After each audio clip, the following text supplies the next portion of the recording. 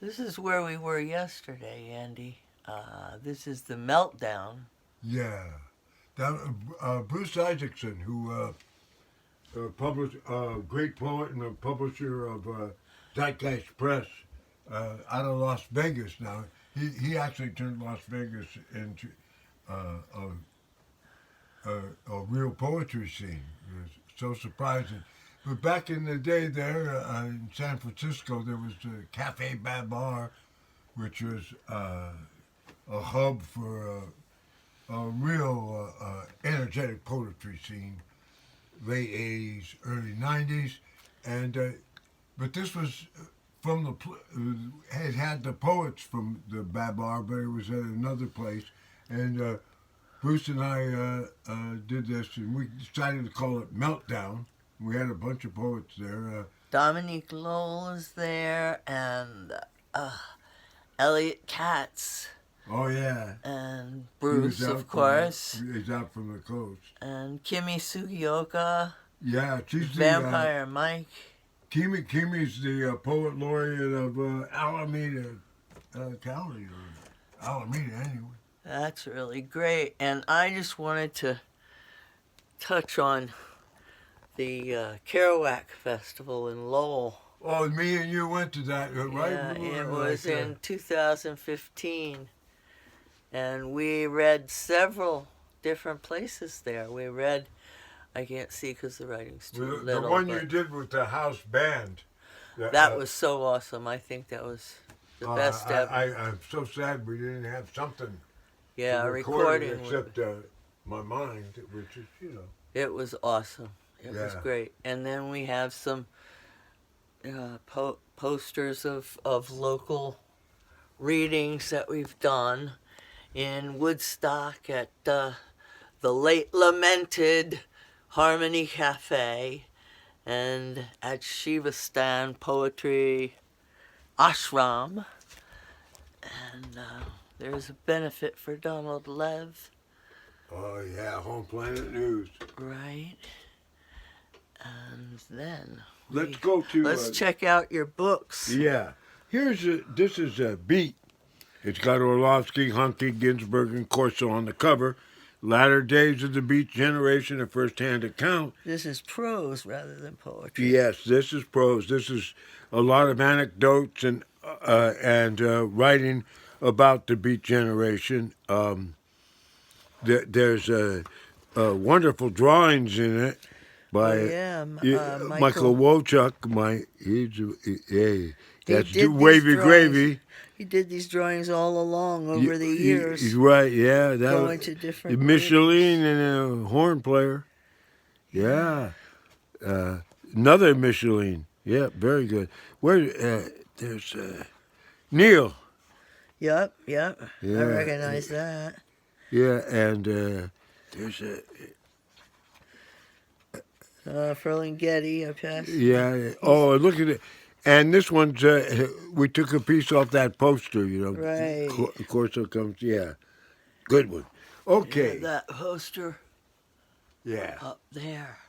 Right. Okay. This then. is a 20th Century Man, poems from 1996 to 1966. And Alicia Ostricker said, "You can't do that." I ran it backwards because I wanted the earlier poems up front. And that cover was done by Eric Drucker, great artist who's in San Francisco now. I think he's had many New Yorker covers. Which this was one. Yeah, After your book came out. And then that's a photograph that Alan took of me in his kitchen, and the back is a blurb about this. This book was financed by Bill Gates. He asked Alan what he wanted to be able to use the first line of Howl, you know, I saw the best minds of my generation, on a website of his. And he said, well, give me enough money to put out two young poets, Andy Clausen and Antler. We weren't even that young, but we were a generation before. And in the end, he says, I take my chance on a President Clausen, but I'm not running for anything. And he made me do footnotes. The only time I've done that, and I did footnotes because he thought that would be good. And he died before it came out. Oh, that's too That was bad. bad, That's yeah. too bad. Yeah. And then This is Home of the Blues. I think that- remember I helped edit this one. It's either 12 or 13. Yeah. And the terrific cover by Michael Wochuk there. That's just like I know. blew me away. The colors, everything. It pops. Yeah, and this is how many? 270 pages, whatever. And it's got blurbs by Ginsberg, Ann Waldman, David Coe, Mark Olmsted, and Bob Holman. Yeah, Yep. it's okay. And there's one, I think, where Cope even says, oh yeah, heir of Jack Michelin's golden horn, Neil Cassidy's torrential energy, born of the Belgian underground and Eastern European deep lyric. Andy Clausen is the great, with manic, blue-collar orator poet of my generation. That's David Cope. yeah. That's and I can't deny it.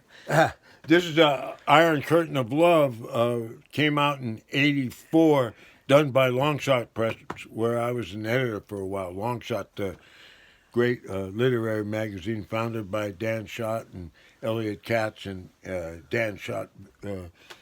Through most of the life of the magazine was the publisher and main editor, and it was, in my opinion, the best literary and arts magazine in the United States ever. It had everybody in it. It was so great.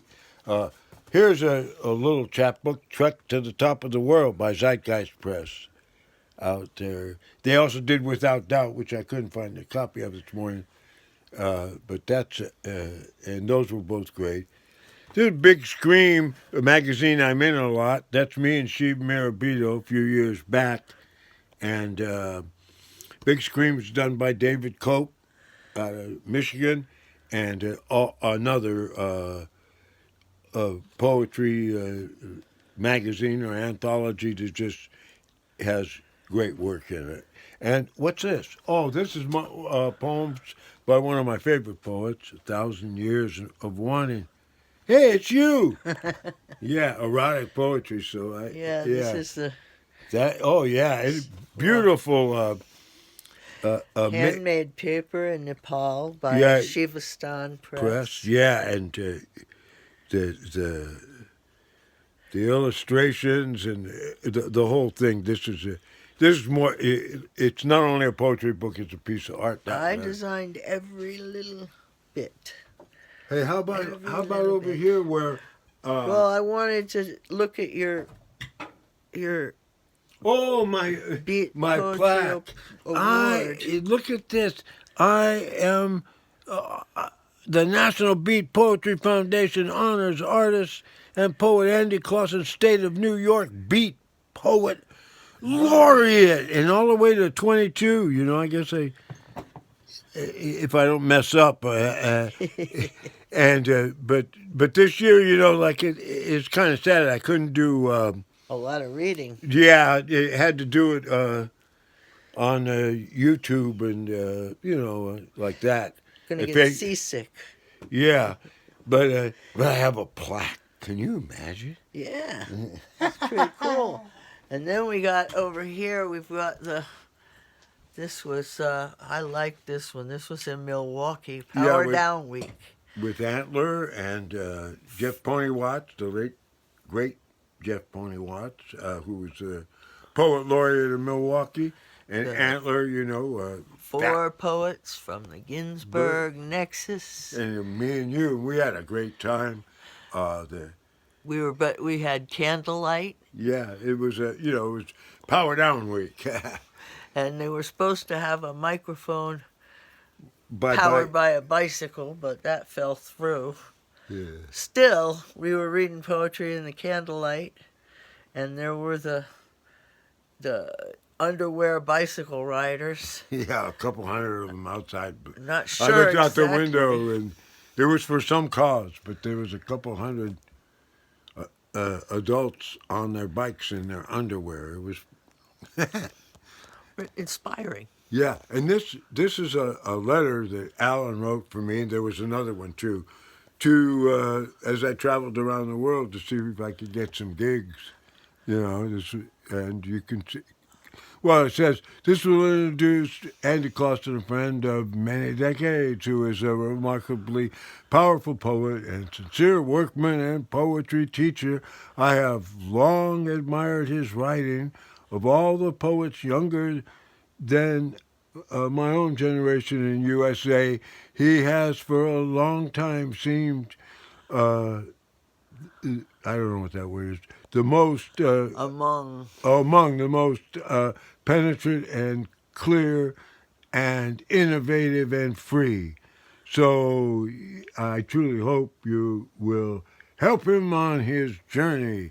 Allen Ginsberg, 90. Yeah. There's another one, too.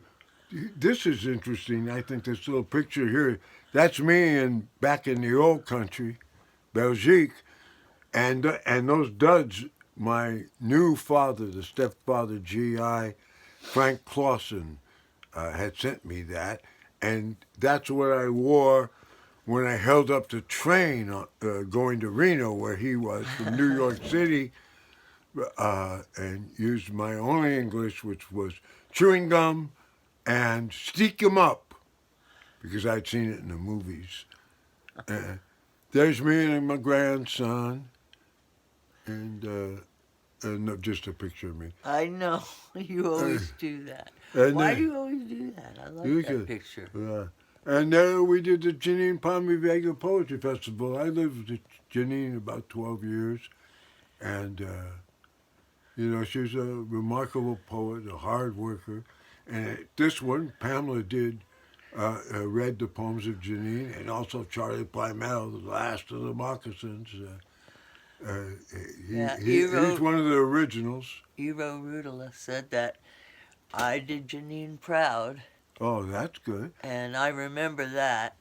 George Wallace, a mover, a real fine writer out of Long Island. Elizabeth Gordon, she's won slams but writes articulate poetry, and she's painting now, by now. And Mark Black, he's a musician, songwriter from Woodstock. Very popular local musician in Woodstock and all around upstate New York. Cosmic legends, those Sylvie, DJ, and Wayne Lopes, those are the musicians we like to perform with the most, both of us. And last, I think the last is going to be... Okay, that's up there in Chicago, where we got the first class treatment with the nice hotel and great restaurants and nice pay and students who would want the book. Yeah, Kurt Hemmer, professor there, arranged this. And he asked for a lot of other a few days worth of gigs at the college, and it was Harper College, just outside of Chicago. Yeah, he had many of the beats there. He's really and he knows what he's talking about too. We did he did, and I wrote a little bit in it, a kind of encyclopedia of the beats. We have to go, but this has been a really great chance to see all your books and posters. Awesome.